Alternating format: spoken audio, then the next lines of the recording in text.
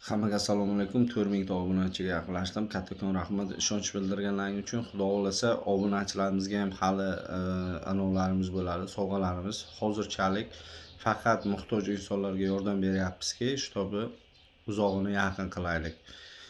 Imkoni yo'qlarga imkon yarataylik degan maqsadda mana shu yo'lga kirganman. Inshaalloh obunachilarimiz aktiv bo'lib, qancha ko'p obunachi yig'sak, xudo xolasa 12 ta viloyatga 12 ta moshin qilmoqchiman. Mana shu ko'rayotgan 40 sekundlik videolaringizni orqasida 12 soat, 14 soatlik mashaqqatli ish bor.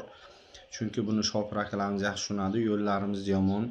Misol 800-900 kilometr uxlamasdan borib kelishda o'zi bo'lmaydi.